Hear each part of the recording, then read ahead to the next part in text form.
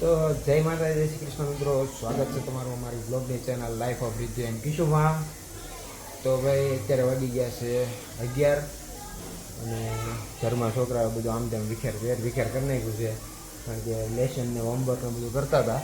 જો એકનો ઠેલો અહીંયા પડ્યો છે, અહીંયા બધે અલગ અલગ બધું પડ્યું છે. જો તો ભાઈ અમારા પર્વભાઈ આવી ગયા છે માથું ઓળાવતા. વાહ, હાથે માથું ઓળાવતા શીખી ગયા. વાહ, દાંત લાગતો જ નહીં માથામાં. હે, દાંત લાગતો જ નહીં. અમારા હસ્તીબેન માથું ઓળાવવાની તૈયારી કરે છે અને અમારા પર્વભાઈ આવી ગયા છે. જો જો જો જો જો જો અને શાંતિ તો નહીં હશે એમ. તો ભાઈ અત્યારે રસોઈ બનવા પડી છે, રીતિ રસોઈ બનાવે છે. હવે જોઈએ આજે શું છે રસોઈમાં, લંચમાં શું બનાવે છે રીતિ, તો જોઈએ. હાલો, અમારા હસ્તીબેન વાળ ખુલ્લા રાખીને આવી ગયા છે અને રીતિ એની વાહો હોય, બે છોકરાની વાહો હોય ક્યારની દોડે છે. ભાઈ શું કરવા, શું છે છોકરાઓને તૈયાર કરવા છે ને? હા તો કેમ વાહો હોય દોડશો? તૈયાર કરવા બહાર દોડવું પડે ને, શાંતિથી બેહે તો નહીં એઠા. આને એક કઈ હક નહીં. જો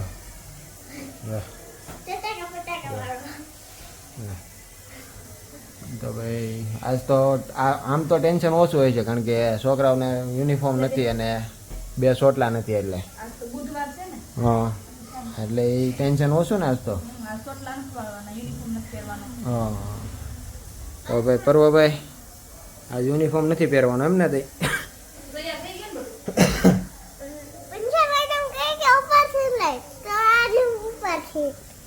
તો ભાઈ અમારા ભાઈ છે ને સ્કૂલમાં એવા નાટક કરીને આવે છે ને, તો વાત પૂછવામાં.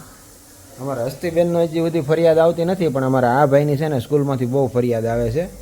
બુક હોય ને, બુક એમાં ઉપરના જે ખાનાવાળા હોય ને એમાં 3-4 ખાનાવાળી લાઈન મૂકી દે, પછી નીચે 3-4 ખાનાવાળી, સાઈડમાં 3-4 ખાનાવાળી, વચ્ચે સોગઠું કરીને લખે છે અમારા ભાઈ. એમાં અમારે ટીચરનો ફોન આવે છે કે ભાઈ તમારો છોકરો આવી રીતના રખે છે તો એને સમજાવો.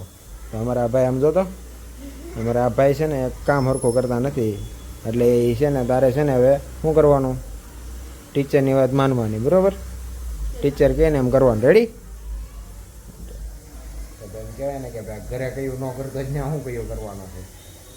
હાલે છે ભાઈ, ટીચરને આ પોહાય છે. ટીચર કેમ કરે છે? કરે છે. મેં ટીચરને કીધું કે મારી વાત નથી માનતો, પણ તમે કેમ એની વાત માનો છો?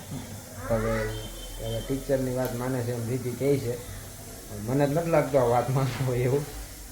તમારા ભાઈ નવા નાટક જ રહે છે. આ શું છે? બોલો, ઊંધી બુક પકડી છે. ઊંધી બુક પકડીને બતાવે. કેટલું એસાઇનમેન્ટમાં એક દિવસમાં કેટલું લખી નાખ્યું? એસાઇનમેન્ટ હજી એને ચાલુ કરીને ત્યાં પારા નંબર 64 આવી ગયો. બોલો, એટલું તો સ્પીડથી એસાઇનમેન્ટ પૂરી કરે. ટીચરે અસાઇનમેન્ટ આપી છે કે ભાઈ પરીક્ષામાં પ્રેક્ટિસ કરવા હતું. પરીક્ષા આવે મને લાગે પરીક્ષા આવે ત્યાં સુધીમાં 3-4 અસાઇનમેન્ટ જોયા મારા તો. 3-4 લાવી પડે. કેટલું એને ફટાફટ કેટલા પેજ કેટલા છે ટોટલ પેજ કેટલા છે? ટોટલ છે 64 છે. એમાં કેટલા પકી ગયો? ભાઈ અમારે એને જોરદારની કેમ થઈ ગઈ છે. આ જે એમ કહેવાય ને કે ભાઈ સ્કૂલમાંથી જે ઓલી અસાઇનમેન્ટ આપી છે ને એમાં જોરદારની કેમ કરી નાખી છે. હું તમને બતાવું. કરવા લાય તો અહીંયા કરવા. જો ભાઈ આ એસાઇનમેન્ટ છે. હવે તમે નંબર જોઈજો, બરોબર? આ 61 નંબર અને પછી સીધા 64 નંબર, એટલે 62 ને 63 ખવાઈ ગયા છે. એ નહીં નહીં પહેલેથી નથી જોવાનું. તું ખાઈને શાંતિ રહે. આ 64 આવી ગયું, બરોબર? હવે જોઈજો તમે. જા સીધું 59 માઇનસમાં આવી ગયું. પેલા 2 ખવાઈ ગયા, માઇનસમાં આવી ગયું. હા ભાઈ, અસાઇનમેન્ટમાં છે ને જોરદારની ગેમ થઈ ગઈ છે અમારી યારે. હવે ખબર નહીં શું છે શું નહીં. હવે અહીંયા 61 62 અહીંયા આવ્યું પાછું. પાના નંબર અહીંયા જો 61 64 62 આવી ગયું છે અહીંયા. પણ મને એવું લાગે છે કે આ જે પાના નંબર જે છે ને, આ બધા પાના નંબર ઓલા બુકમાંથી કાઢેલા છે, એટલે એવું રીતના લાગે છે મને. તો હવે આપણે 61 પાના નંબર જે છે ને એ આપણે ચેક કરવી કે ભાઈ 61 જે એવડું જ છે કે સેમ લાગે છે, કેમ લાગે છે જોઈએ. હાલો, 61 પાના નંબર. ઓકે, તો ભાઈ જો આ 61 પાના નંબર છે, એમાં આ રીતનું બધું છે. તો હવે જોઈએ આપણે 59 60 આ જોઈએ 61. આ 61 પાછું અલગ છે દોસ્તી. આ 61 અલગ છે જવો અંગ્રેજીમાં 2 પેજ જો ભાઈ આ 2 પેજ સેમ આવ્યા છે જો સેમ ટુ સેમ પેજ છે 60 નંબર હા જો 60 મને લાગે આ બુકમાંથી લીધેલું છે એટલે સેમ ટુ સેમ પેજ આવી ગયા જુઓ તમે તો ભાઈ અમારી વખતે છે ને આ વખતે અમારી યારે ગેમ થઈ ગઈ છે અસાઇનમેન્ટમાં કે ભાઈ એકને એક પેજ 2 વખત આવે છે પછી પેજ નંબરે અલગ અલગ આવે છે તો અસાઇનમેન્ટમાં લોસા લાગી ગયા છે અને જોરદારનો લોસા લાગ્યો છે અમારે હસ્તીબેનની અસાઇનમેન્ટમાં કેમ છે તારે લોસા લાગ્યા છે અને અમારા હસ્તીબેનની અસાઇનમેન્ટ ઓકે છે અમારા ભાઈને છે ને અસાઇનમેન્ટ પૂરી કરવાની એટલી ઉતાવળ છે ને કે હસ્તીની વાહે પડી ગયો છે પૂરી કરાય તો હવે મને એવું લાગે છે ત્યાં સુધીમાં છે ને એ 3-4 પૂરી કરી નાખશે 3-4 લાવવી પડશે હવે જોઈએ આપણે રીતિ રસોઈમાં શું બનાવે છે અત્યારે રસોઈની તૈયારી કરે છે રીતિ શું છે રીતિ રસોઈમાં દાળ ભાત અને શાક રોટલી ને શાક રોટલી વાવ મારી હાટો દાળ ભાત તમારો દાળ ભાત છોકરાઓનો દાળ ભાત છોકરા હાટો દાળ ભાત મારી હાટો દાળ ભાત ને શાક કયું છે શાક છે મિક્સ વેજીટેબલ છે આજે અમારે મિક્સ વેજીટેબલ છે મિક્સ વેજીટેબલ એટલે કે આવા શું બાયું છે ને એવું કરે કે બધું શાક જ્યારે જરૂર પડતું બનાવે પછી એમાંથી થોડુંક વધે ને એ ચોથા પાંચમાં દિવસે મિક્સ વેજીટેબલ બનાવી નાખે એટલે બધું શાક યુઝ બગાડ નહીં કાંઈ એમ હા એટલે માથાકૂટ બગાડ નહીં કાંઈ મને નથી ભાવતું હું તો બટેકા તો ખાઈ જ તે બટેકા તો હું ખાઈ જ તે પણ બધું મિક્સ મને નથી ભાવતું કારણ કે બધી કહેવાય ને કે શાકભાજી હું નથી ખાતો અમુક સિલેક્ટેડ જ શાકભાજી ખાઉં છું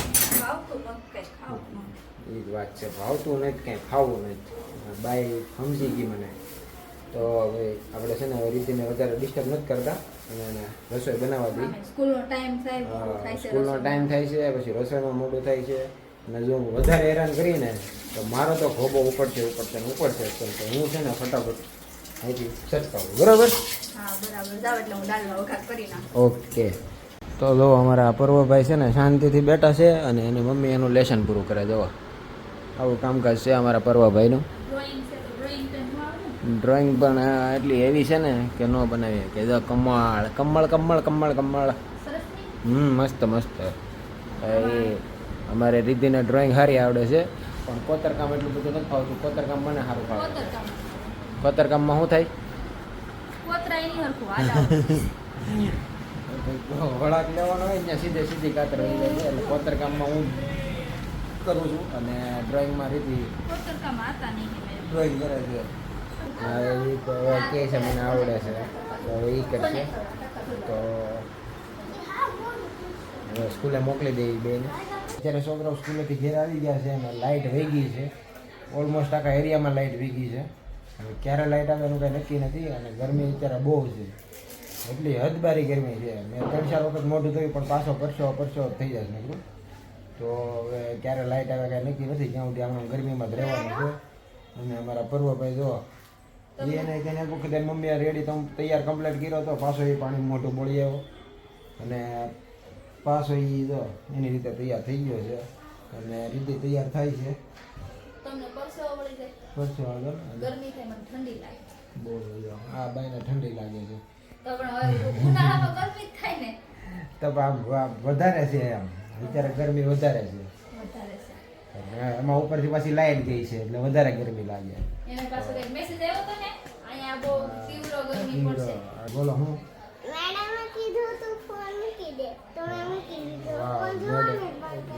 વેરી ગુડ ભાઈ અમારા પર્વની મેડમે કીધું ફોન મૂકી દે એને ફોન મૂકી દીધો છે એ બહુ સારું કામ કર્યું છે તો ડેડીનો બ્લોગ બનાવવાનો એટલે હાથમાં રાખવો પડે કા તો ભાઈ અત્યારે ગરમીના બેઠા છીએ હવે ક્યારે લાઇટ આવે જોઈ તો ભાઈ અમે આવ્યા હતા મારા કાકીના ઘેરે અમને એમ કે ત્યાં લાઇટ હશે તો ત્યાં પંખા હેઠે બેસીશું ને એવું કરશું પણ અહીંયા અમારી યારે ગેમ થઈ ગઈ છે હર કાંઈ નહીં અહીંયા લાઇટ નથી એટલે કહેવાય ને કે આજ તો બધે લાઇટ વહી ગઈ છે એટલે કાંઈ છે નહીં લાઇટ જેવું આ જો અમારા કાકી છે અને આ અમારા બાના આશીર્વાદ લઈ લીધા વ્લોગના અને મળવાઈ આવી ગયા અને અમારા ઓલા ભાઈ જે મોરે આવ્યા હતા ને એ ક્યાંક પાછા બહાર વી ગયા છે એને જોવા આવ્યા હતા કેમ રાહત છે કે નહીં, પણ એ જ બહાર વી ગયા છે. હવે જોઈ, હવે અમારે કાકી કાકા છોકરાઓને બગાડવાનું કરે છે. કાક લઈ જાય છે. શું છે કાકી ત્યાં?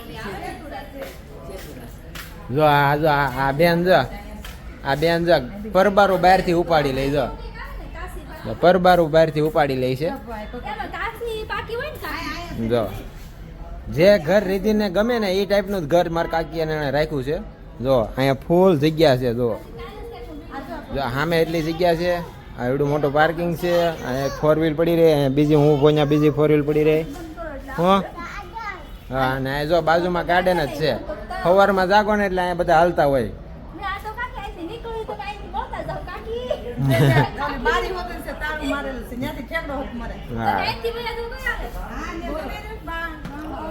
તો ભાઈ આ ઘર છે ને મારા બા અહીંયા ખાટલે બેઠા છે. પાછળ બજરંગદાસ બાપાનો મોટો ફોટો છે. બાપાના આશીર્વાદ બધા ઉપર છે. અહીંયા હિસકો બાંધ્યો છે. આ ફરતી ખુરશી લઈ આવ્યા છે બેહીને ફરવાનું.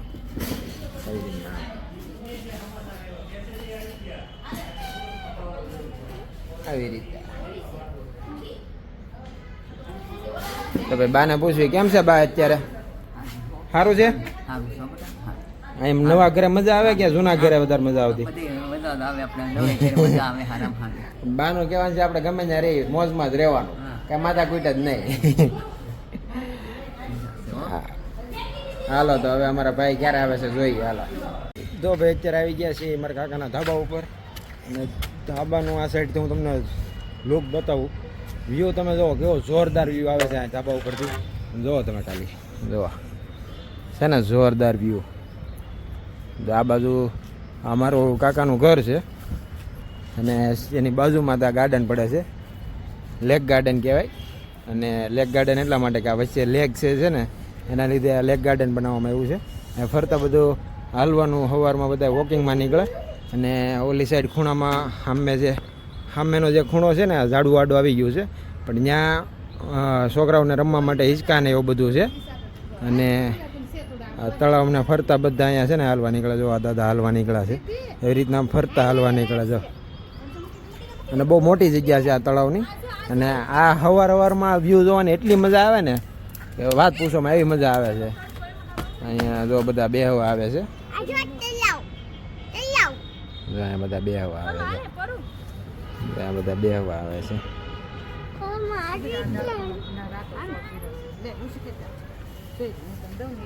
હવે અમારે આ છે ને અમારા કાકી ને અમારી બાઈ જે છે ને હવે તોડ કરે છે કે જો શું તોડે છે, જો આ શું છે એ કયો મને બરોબર છે. તો ભાઈ જો આ બધું તોડ ફોડ કરે છે. જોઈએ હવે શું છે શું નહીં. રેડી દેર ભોજાય ને જો દેર ભાભી કેટલા એના વાલ કરે. જો એટલું મને વાગ્યું હોય તો હરમ બરોબર મને જોતી નહીં. તો મારો તેથી અંગૂઠો પાક્યો ને વાંધો નહીં એવું તો થાય. અને આને જો હા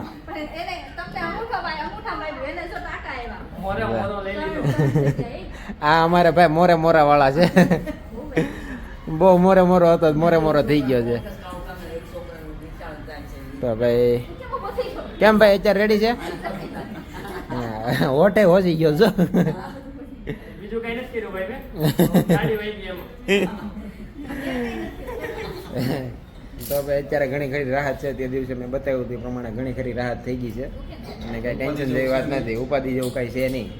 તો બ્લેસિંગ કરજો કે ભાઈ જલ્દી સારો થઈ જાય અને જલ્દી રાહત થઈ જાય. બોટ હોજી ગયો છે એ કમ્પ્લીટ થઈ જાય. અને આંખે થોડુંક ટાંકા ને એવું આવ્યું છે, એ થોડાક દિવસમાં તોડાવવા જવાના છે, પણ અત્યારે રેડી છે. તો ભાઈ અમે ગયા હતા કાકાની ઘરે આવી ગયા છીએ અત્યારે. અને કપડાં ચેન્જ એટલા માટે થઈ ગયા છે કારણ કે અમે વિડીયો શૂટ કરતા હતા, કોમેડી વિડીયો. તો કોમેડી વિડીયો શૂટ થઈ ગયો છે. ને શૂટનો ટાઈમ હું તમને બતાવું ને તમે દાંત કાઢજો. શૂટનો ટાઈમ અત્યારે વાગ્યા છે 12 રાતના 12 વાગ્યા. અમે કોમેડી વિડીયો શૂટ કર્યો છે. બુધવારે વિડીયો શરૂ કર્યો તો ગુરુવારે અમે કમ્પ્લીટ કરી રહ્યા છીએ.